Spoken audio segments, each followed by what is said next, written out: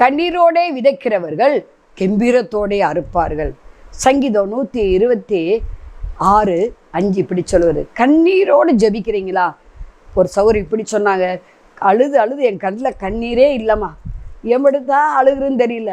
அந்த ஏசப்பா இறங்க மாட்டேறாரு, கண்ணீரை தோல் துத்தியில் சேர்த்து வச்சேன்னு சொல்கிறாரு, உன் கண்ணீரை கண்டே விண்ணப்பத்தை கேட்டேன்லாம் சொல்கிறாரு.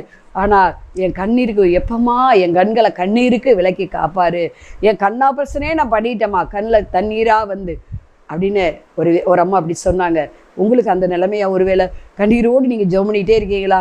ஒன்றும் கர்த்தருடைய கரன்னா உங்கள் பக்கம் நீட்டப்படலையா? கண்ணீரோடு விதைக்கிறீங்களா? கெம்பீரமாக அறுப்பீங்க. நாட்கள் தாமதிக்க தாமதிக்க கர்த்தர் பெரிய மெராக்களை பண்ண போறாரு.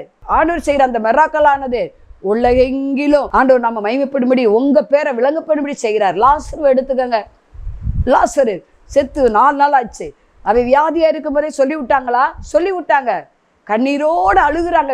அநேகர் அழுது கொண்டு போயிடறாங்க. மரியாளும் மார்த்தாலும் கல்லறைக்கு ஓயாமல் அழுது கொண்டே போகிறாங்க. அவங்க கூட என்ன செய்கிறாங்க? போய்கொண்டே இருக்காங்க. கர்த்தர் பார்த்தாரு. தாமதிச்சு ஏன் போனார்னா, 4ஆம் நாள் தான் போகிறார். செத்து 4 நாள் ஆச்சு. அவங்களுடைய சமுதாயத்தினுடைய அந்த பழக்க வழக்கங்கள் அறியாமல் எல்லாம் நீக்கி போடும்படியா, சடங்காச்சார சம்பிரதாயத்தை நீக்கி போடும்படியாக 4ஆம் நாள் போய் என்ன செய்கிறாரு? அவன் லாசரே வெளியே வாங்குறாரு. வந்துட்டான். அவங்க கண்ணீர் மாறினது. அவனுக்காக கண்ணீர் வெடித்த எல்லாரும் சந்தோஷமாக இயேசுவை என்ன செஞ்சாங்க? ஏற்றுக்கொள்வாங்க. அந்த பெத்தானியா முழுவதும் ரட்சிக்கப்பட்டு விட்டது.